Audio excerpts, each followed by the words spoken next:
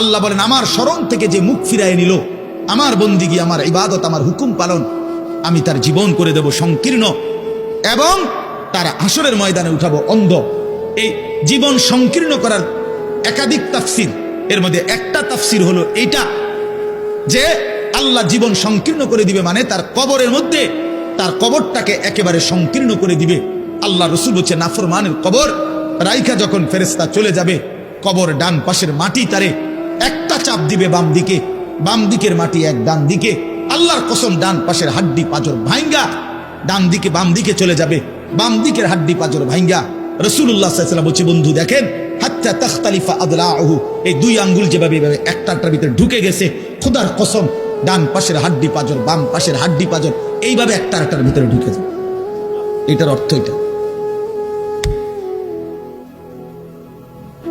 হ্যাঁ, রাসূলুল্লাহ সাল্লাল্লাহু আলাইহি ওয়াসাল্লাম একদিন হযরত বারা ইবনে আযিব রাদিয়াল্লাহু তাআলা আনহু থেকে বর্ণিত, নবীজি একদিন এক সাহাবীর জানাজা পড়তে গেছেন। জানাজা পড়তে গিয়ে খালি কবরের সামনে কিছুক্ষণ দাঁড়াইছেন, তখনও ওনারে কবরে রাখে নাই, জানাজাও পড়ায় নাই। নবীজি আগে গিয়ে কবরটার সামনে দাঁড়াইছে। হযরত বারা ইবনে আযিব বলেন আমরা নবীজির সাথে ছিলাম। আল্লাহ নবী সাল্লাল্লাহু আলাইহি সাল্লাম কবরের খালি এই কবরে দেখা অঝরে কাঁদতে শুরু করছে। আমরা সবাই সাহাবীরা নবীজির সাথে কাঁদতে শুরু করলাম। অনেকক্ষণ কাইদা নবীজি চোখের পানি মুইছা আজীব কথা বলছে নবী। রাসূলুল্লাহ সাল্লাল্লাহু আলাইহি ওয়াসাল্লাম সাহাবীদেরকে লক্ষ্য করে বলছে ইয়া ইখওয়ানি লিমিসলি হাদা ফাআইদ্দু, আমার বন্ধুরা আমার সাথীরা এই কবরে যাওয়ার জন্য তোমরাও রেডি হও। ফাআইদ্দু, তোমরাও প্রস্তুতি নাও, অচিরেই তুমি আমি সবাই এই কবরেই পৌঁছে যাইতে হবে। রাসূলুল্লাহ সাল্লাল্লাহু আলাইহি ওয়াসাল্লাম বলছে প্রিয় বন্ধু আমার, জওয়ান সাথী আমার, সামান্য এই কয়েকদিনের জওয়ানি নষ্ট না করা, নষ্ট না করা, কোনোভাবেই নষ্ট না করা। তো এই জন্য বললাম এই সূরা মুলক এটা আল্লাহ তাআলা অত্যন্ত ফজিলতপূর্ণ একটি সূরা। রাসূলুল্লাহ সাল্লাল্লাহু আলাইহি ওয়াসাল্লাম বলছেন এটা কবরের আযাব থেকে রক্ষা করবে। এই সূরা নিয়মিত তাফসীরের মধ্যে আমি নিজে পড়ছি, তাফসীরে কুরতুবীতে আছে। আল্লাহ নবী সাল্লাল্লাহু আলাইহি ওয়াসাল্লাম বলেন লাওয়াদিত্তু, নবীজি বলেন আমার দিলের আশা, আমার দিলের তামান্না, আমার উম্মতের প্রতিটা মুমিন তার কলিজার ভিতরে তার জবানে এই সূরা মুলক থাকুক,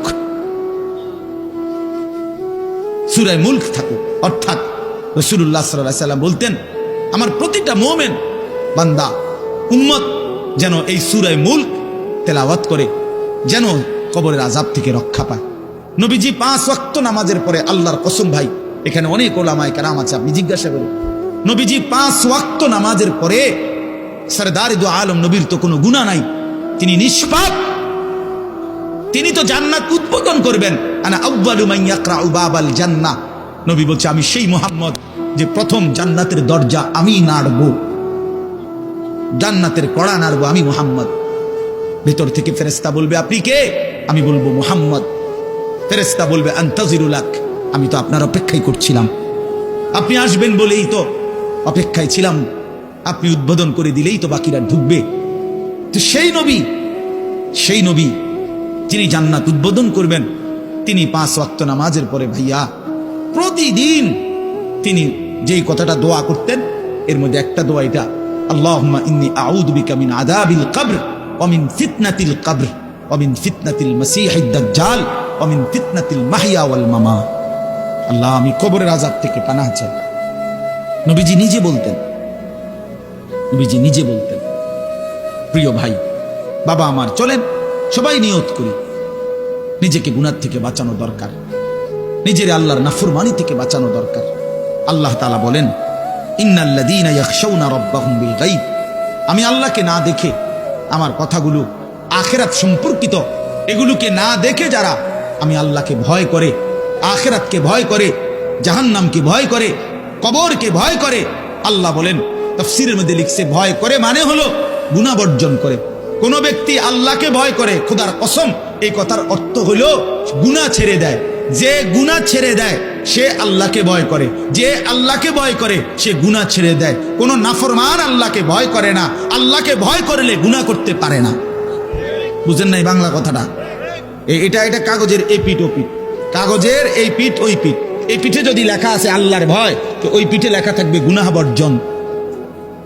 যে গুনাহ ছেড়ে দেয় সে অটোমেটিকলি আল্লাহকে ভয় করে, যে আল্লাহকে ভয় করে সে গুনাহ বর্জন করে। এই জন্য তাকওয়ার অর্থ আল্লাহর ভয়, এটার প্রথম অর্থ হইল গুনাহ বর্জন। মান খাশিয়ার রহমান, আল্লাহকে ভয়, এটার প্রথম অর্থ গুনাহ বর্জন, গুনাহ বর্জন।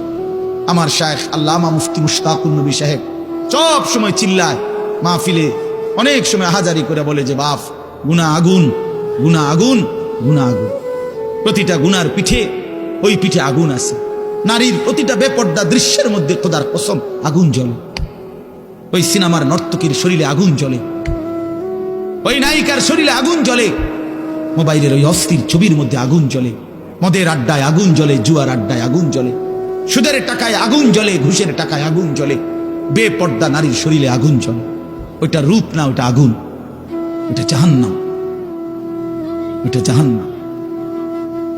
আল্লাহ তাআলা বলেন ইন্নাল্লাযীনা ইয়াখশাউনা রাব্বাহুম বিল গায়ব, আল্লাহ তাআলা বলেন আমার যে বান্দারা আমার আখিরাত, আমার জাহান্নাম, আমার পরকাল, আমার কবর, এই কথাগুলোকে ভয় করে, আমি আল্লাহকে ভয় করে, না দেখে, না দেখে, আল্লাহ বলেন আমি ওয়াদা দিলাম লাহুম মাগফিরাতুন ওয়া আজরুন কাবীর, আমি তাদের পেছনের সব গুনাহ মাফ করে দেব, আর আমার সবচেয়ে বড় পুরস্কার জান্নাত দিয়ে দেব। এখানে এটা এমন শব্দ না যে কিছু শব্দ তো আছে একটা শব্দের সাথে আরেকটা বলছে অর্থহীন, যেমন কলম টলম, তো এটা সবাই বুঝে যে টলমের কোনো অর্থ নাই। কাগজ টাগজ, তো কাগজের অর্থ নাই। কিন্তু শিক্ষা দীক্ষা এমন না, শিক্ষা শব্দের উল্টা না, এটা এমন না যে এটা শিক্ষার উল্টা কিছু না, এটা আলাদা শব্দ। শিক্ষা দীক্ষা যেমন আমরা অনেক সময় বলি যে নামাজ রোজা, লোকটা নামাজ রোজায় ভালো, তো এর দ্বারা কি শুধু নামাজ আর নামাজের উল্টা শব্দ রোজা না, এটা একটা আলাদা কি আমল। নামাজ একটা ইবাদত, তো রোজা একটা ইবাদত। তো শিক্ষা এটা একটা বিষয়, দীক্ষা এটা একটা বিষয়। শিক্ষা তো তালিম, দীক্ষা এটা তরবিয়ত, আখলাক।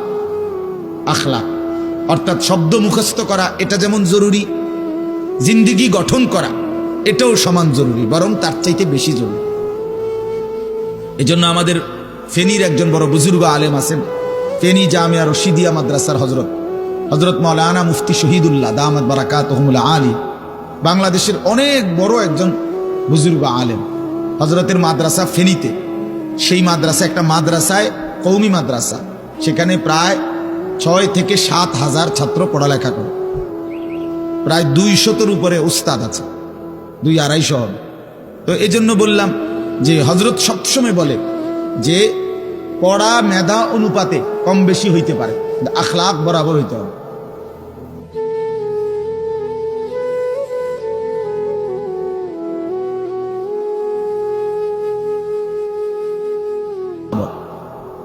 বরাবর হওয়া চাই। আমরা এটা খুব খেয়াল করি না। আজকে সবাই মনে করে বাচ্চার পড়ালেখা হচ্ছে, ঠিক আছে, পড়তেছে, যাইতেছে, আসতেছে, ছেলেটা পড়তেছে, রেজাল্ট আসছে, কিন্তু আখলাক কোথায়?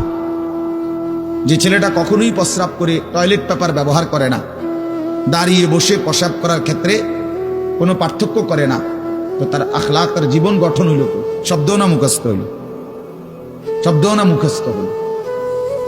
যে ছেলেটা তার মোবাইলের মধ্যে রাত দিন নাচ গান ছবি জিনা ব্যভিচারের দৃশ্য অথবা শুধু শুধু অনর্থক মোবাইলটা টিপলো, তো পড়া তো মুখস্থ করলো, কিন্তু আখলাক কই হইল? আখলাক কই হইল? 3 বছরের বাচ্চার হাতে মোবাইল দিয়ে দিছে, 2 বছরের বাচ্চার হাতে অভিভাবক মোবাইল দিয়ে দিছে, মানে খামখেয়ালির এক জিন্দিগি। এক সন্তান গঠন কিভাবে করতে হয় মুসলমান তাও জানেন, তাও জানেন। বাচ্চাকে টেলিভিশনের হাতে তুলে দিছে, টেলিভিশন দেখে দেখে শেখো। বাচ্চাতে সমবয়সীদের হাতে তুলে দিছে যে সমবয়সী বন্ধুদের সাথে আড্ডা দিতে দিতে যা শেখো শেখো। এটা কখনোই কি না, নিয়ম না। রাসূলুল্লাহ সাল্লাল্লাহু আলাইহি ওয়াসাল্লাম বলছেন কুল্লু মাউলুদিন ইউলাদু আলাল ফিতরা, প্রত্যেকটি মানব সন্তান আল্লাহকে মানার শতভাগ যোগ্যতা নিয়ে পৃথিবীতে ভূমিষ্ঠ হয়। কোরআন শরীফে আল্লাহ তাআলা বলছেন ফিতরাতাল্লাহিল্লাতী ফাতারান নাসা আলাইহা, কোরআনের আয়াত। আল্লাহ তাআলা বলেন, দিন মানার পুরা যোগ্যতা দিয়েই আমি আল্লাহ মানুষকে সৃষ্টি করেছি। আল্লাহ তাআলা এমন একটি হুকুম করে নাই, এমন একটা বিষয় নিষেধ করে নাই যা পালন করার যোগ্যতা কিংবা বর্জন করার যোগ্যতা আল্লাহর বান্দার শরীরের মধ্যে নাই, এমন কোনো বিধান নেই। আমার মধ্যে রুকু করার যোগ্যতাই নাই, অথচ আমারে রুকু করতে বলছে, অথচ আমার কোমর বাঁকা হয় না, বিষয়টা এমন না। আমি সেজদাই দিতে পারি না, আমার হাঁটুও বাঁকা হয় না, কনুইও বাঁকা হয় না, কোমরও বাঁকা হয় না, অথচ আল্লাহ আমারে বললেন সেজদা দিতে। বিষয়টা কি এমন? কথা বুঝছেননি আমার কথাটা? আমারে বানাইলেন তাল গাছ, আমারে বলতেছেন সেজদা দিতে। এইটা বললে না জুলুম হইতো? এটা বললে না জুলুম হইতো? কিন্তু আল্লাহ তাআলা যতগুলো হুকুম করেছেন, যতগুলো নিষেধ করেছেন, প্রতিটা হুকুম পালন করা, প্রতিটা নিষেধ বর্জন করার 100 যোগ্যতা আল্লাহ তাআলা বান্দার শরীরের মধ্যে দিয়েছে। কোরআনুল কারীমের মধ্যে আছে, আল্লাহ তাআলা বলেন, বান্দা আমি তোমাকে বানিয়েছি নাবতালিহি, পরীক্ষা করার জন্য, আর পরীক্ষায় উত্তীর্ণ করার উপযোগী। ফাজআলনাহু সামিআন বাসীরা, আমি আল্লাহই তোমাকে শুনবার জন্য কান দিয়েছি, দেখবার জন্য চোখ দিয়েছি।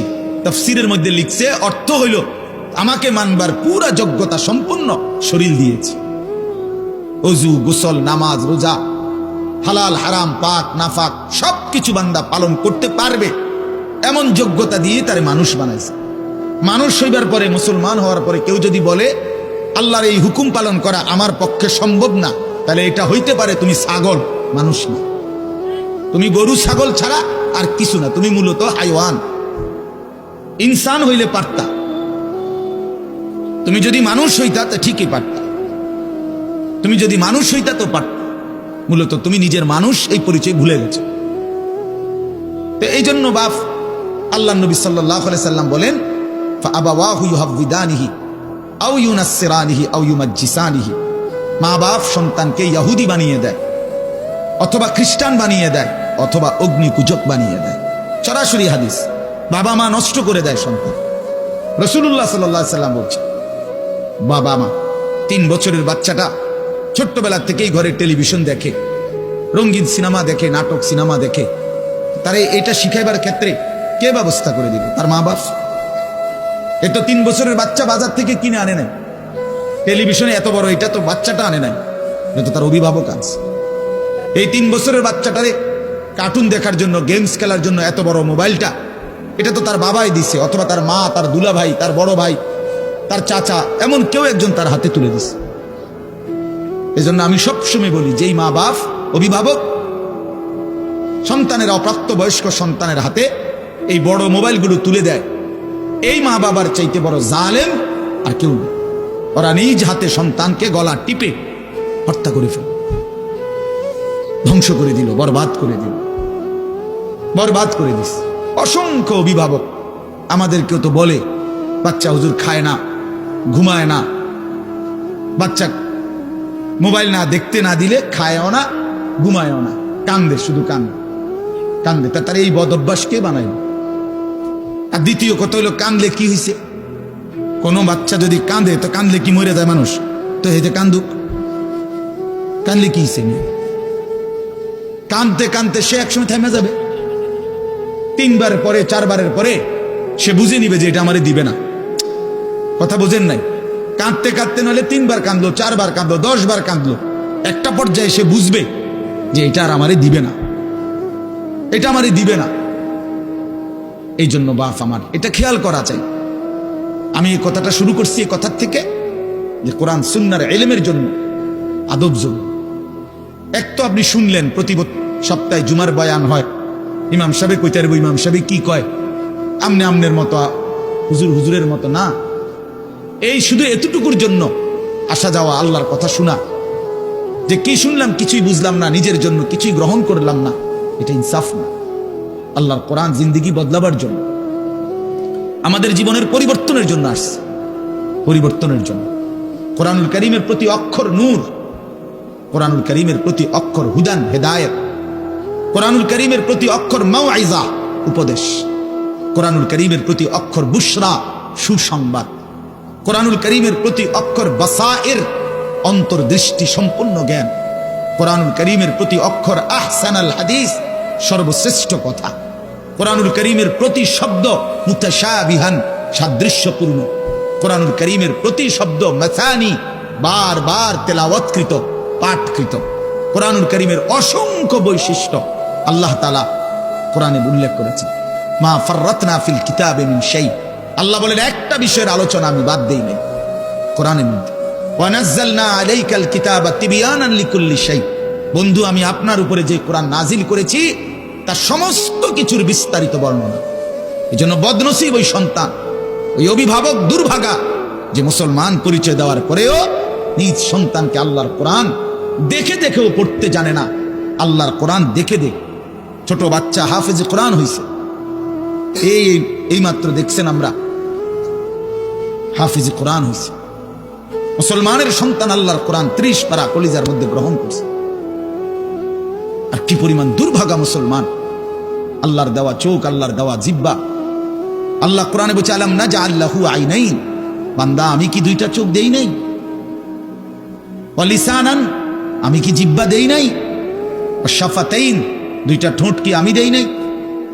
হাসরের ময়দানে আল্লাহ তাআলা জিজ্ঞেস করবে, বান্দা আমার দেওয়া দুইটা চোখ, আমার দেওয়ার জিহ্বা, আমার দেওয়া ঠোঁট, এত লক্ষ কথা বললা, এত কিছু দেখলা, এত শব্দ উচ্চারণ করলা, পৃথিবীর কত লক্ষ কথা তুমি জীবনে বললা, অথচ আমার কালাম সর্বশ্রেষ্ঠ আসমানি কিতাব মালিকের এই কোরআন, এটা একটু দেখে দেখেও পড়তে পারো না, এর চাইতে বড় বদনসিব আর কে হইতে পারে?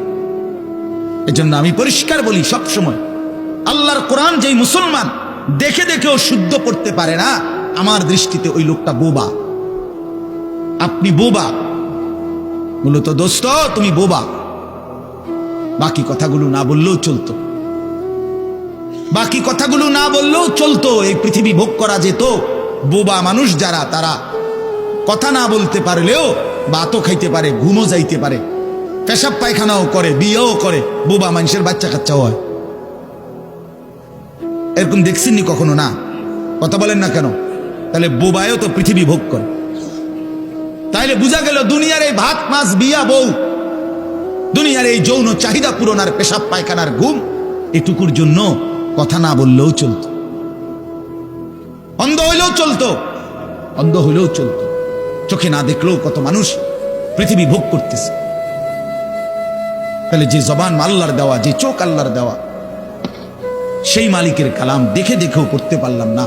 16 বছর বাচ্চাটা পড়লো, অথবা আপনি পড়াইলেন, একবারও ভাবলেন না হায় আমার সন্তানকে আমি কি পড়াইলাম? একবারও মনে করলেন না বাফেরই কি হলো, সন্তানের বা কি হলো? হায় মুসলমান, বাফও তো ছিল মুসলমান, ছেলেটাও তো মুসলমান। না বাফের একবার মনে পড়লো, না ছেলের একবার মনে পড়লো, না মায়ের একবার মনে পড়লো, না ছেলেটার একবার মনে পড়লো যে আমার মালিকের কোরআন পড়তে পারি না। পৃথিবীর কত পড়া, দরকারি বেদরকারি মিলাইয়া, পৃথিবীর বাকি সমস্ত পড়ালেখার মধ্যে প্রয়োজনীয় অপ্রয়োজনীয় কথার মিশ্রণ। কিছু কথা দরকারি আছে, কিছু কথা বেদরকারি আছে। সমস্ত বাংলা বইয়ের মধ্যে দরকারি কথাও আছে, বেদরকারি কথাও আছে। ইংরেজি বইয়ের মধ্যে দরকারি কথাও আছে, বেদরকারি কথাও আছে।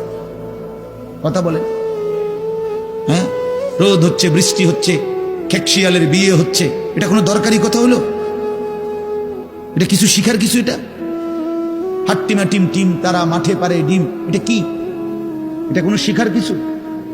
হ্যাঁ, আগডুম বাগডুম গোড়াডুম সাজে, আগডুম কি বাগডুম কি? তার বাপের 14 গোষ্ঠী কইতে পারবো নি আগডুম কি যে লিখছে? এটা অনর্থক কথা।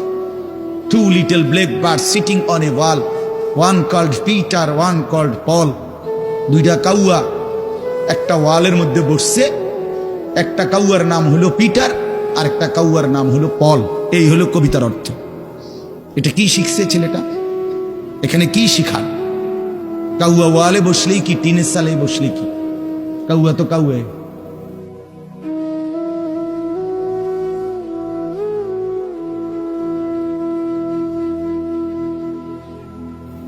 বলেন তো কি অর্থ আছে এটাতে? আর এই পিটার পল তো সম্পূর্ণ কাফেরের নাম। পিটার এই শব্দ, পল এটা খ্রিস্টানদের নাম, কোন মুসলমানের নাম না। এটা মুসলমানের সন্তান এটা শিখবে কেন? উচ্চারণ শিখার জন্য, কিছু শব্দ শিখার জন্য। তো শব্দ শিখার জন্য ইসলামী কোনো শব্দ নাই। আল্লাহ আমাদেরকে বুঝ দান করে। আমি বইয়া এখানে বই ঠিক করতাম বইছি না, যে বুঝলেন না আমার কথাটা। অর্থ এই উদ্দেশ্য তাহলে আমি বই ঠিক করতে বসি নাই, অর্থ একটা উদাহরণস্বরূপ বললাম আর কি। আবার দরকারি কথাও আছে। আমাদের দেশে সেই ছেলে কবে হবে, কথায় না বড় হয়ে কাজে বড় হবে, ফাইন কথা। সকালে উঠিয়া আমি মনে মনে বলি সারাদিন আমি যেন ভালো হয়ে চলি, চমৎকার কথা। ভোর হলো দৌড় খোলো কুকুমনি উঠোরে, এগুলো তো অন্যায়, এসব কবিতা হতো না। আমরা আমলে না ডিএমই কইতেছি, এমনকার কি আছে আমি জানি না। এগুলো আমার সময় পড়ছি আমরা ছোটবেলায় প্রাইমারিতে। যাই হোক বাপ, অর্থ হইল আল্লাহর কোরআন থেকে সন্তানকে বঞ্চিত করেন না। বঞ্চিত আপনাদের কাছে অনুরোধ, এই যে কয়জন বসছেন, জওয়ান ভাই যারা বসছেন, ভাই আমার স্কুলে পড়েন, কলেজে পড়েন, কোনো অসুবিধা নাই, ঠিক আছে। নতুন করে আবার মাদ্রাসায় ভর্তি হইতে পারবেন না, আমরাও জানি, কিন্তু কোনো একটু সময় বের করে আল্লাহর কোরআন সময় সুযোগ বের করে শেখা সম্ভব।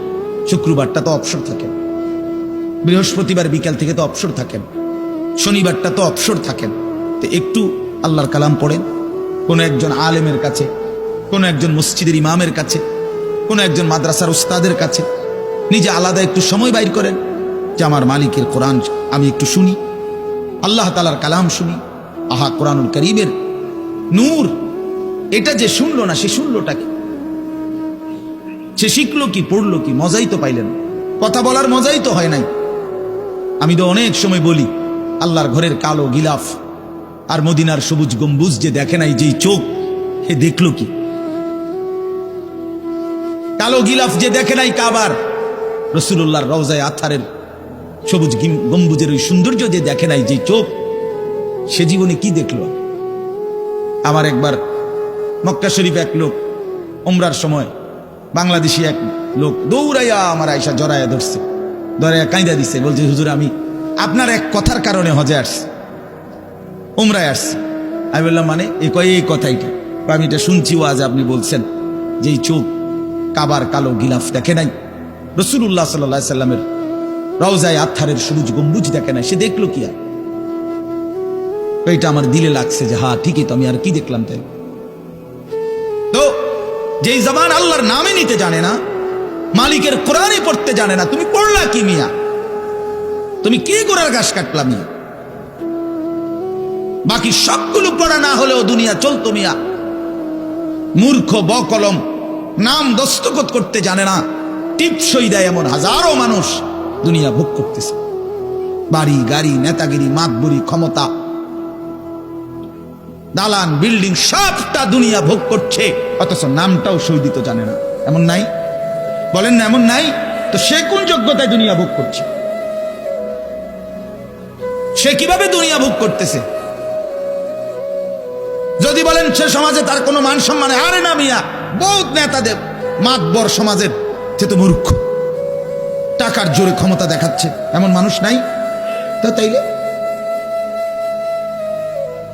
এই জন্য বাপ আবারও অনুরোধ করছি আমি, অর্থ হলে অপমান করা না, জেনারেল শিক্ষা নিষেধ করা না।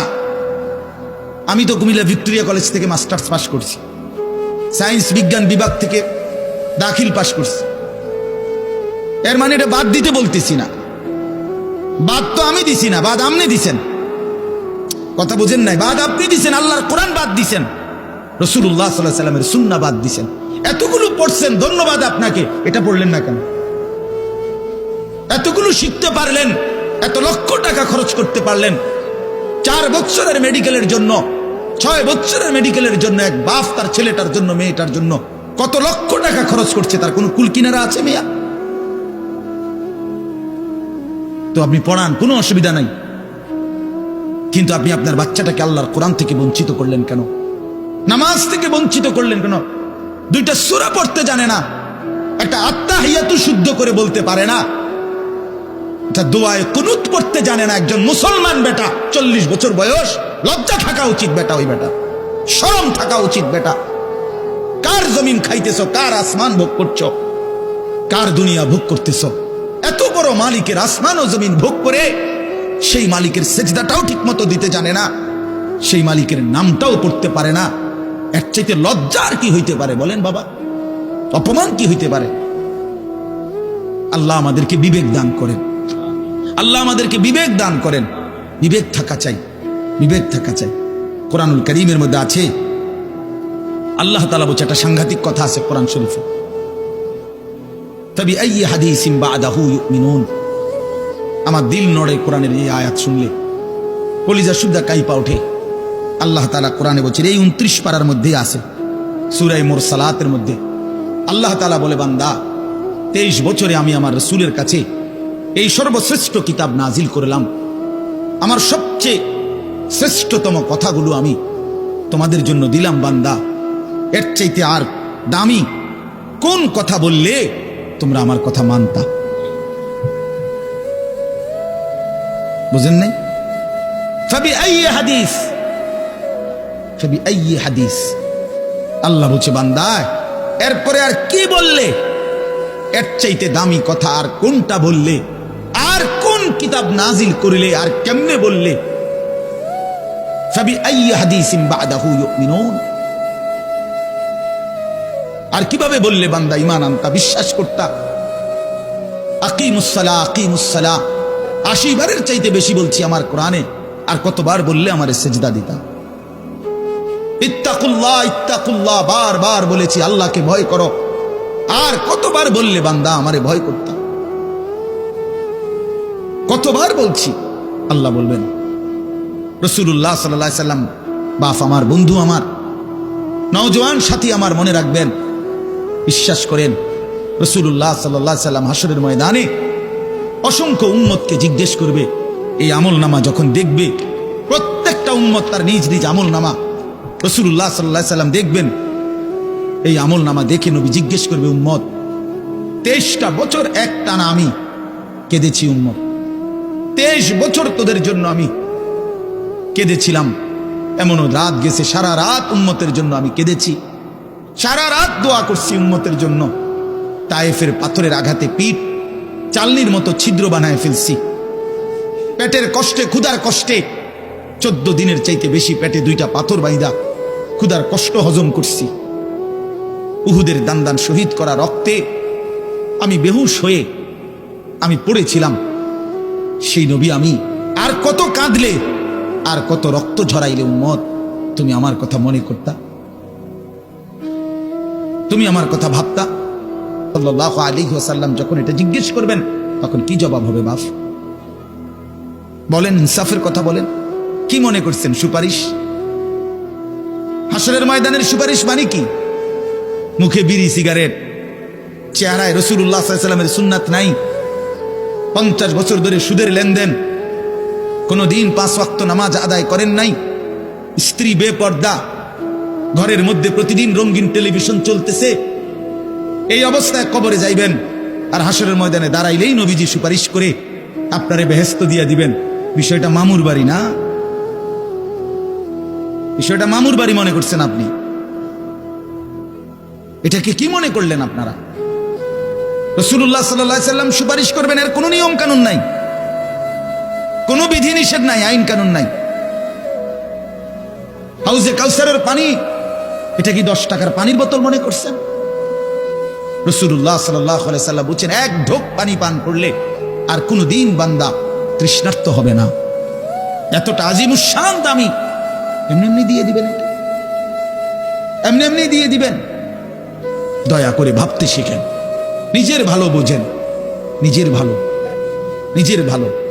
আমি যে সূরাটা পড়ছি, এই সূরাটার নাম হলো সূরা মুলক, 29 নম্বর পারা, কোরআনুল কারীমের 67 নম্বর সূরা। এই সূরাটার নাম হচ্ছে সূরা মুলক। এই সূরার 3টি আয়াত, 12, 13, 14, এই 3টি আয়াত আমি আপনাদের সামনে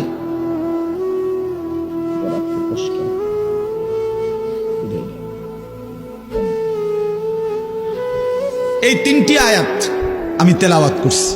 এই আর অল্প একটু সময়ের মধ্যে আমি আপনাদের সামনে এই 3টা আয়াতকে সামনে রেখে কয়েকটা আর কথা বলতে চাই। প্রথম কথা, আপনারা রাগ হইয়েন না আমার, আমি আপনাদেরই অঞ্চলের মানুষ, এখন আপনারাও আমার, আমিও আপনাদের। আল্লাহর কোরআন শিখেন। আমার কথা হলে আমি বলি না যে সবাই সব জেনারেল পড়া বন্ধ করে দেন, অর্থগুলো আপনি একটু সময় বাইর করেন। কথা, যারা চাকরি করেন, ব্যবসা করেন, বুড়া মানুষেরও অনেক বয়স্ক লোক কইলে হুজুর না আর কইয়া লাভ নাই, এই বয়স না নাই, বিড়ি খাই না বয়স আছে। হ্যাঁ মাশাআল্লাহ, বিড়ি খাইতে কইলে চা দোয়ানে গপ মারুন না, বয়স ঠিকই রয়েছে অন। হ্যাঁ এখনো টেলিভিশন 3 ঘন্টা চাইতে কইলে মাশাআল্লাহ কাকুর শরীরে বল আছে। মানুষের বেডির নাচ দেখবো, এতে কোনো লজ্জা শরম নাই। দুনিয়া ভোগ করতে বললে ভাত খাইছে মাত্র, এখন যদি বলেন আবার আপেল খাবেন নি, হদ পেঁয়াজু খাবেন নি, চা দোকানে গেছে আর আবার খাবে। দুনিয়া পুরাটা ভোগ করবে, 90 বছরও দুনিয়া ফুরায় না, 90 বছরও আখেরাত মনে পড়ে না। আফসোস।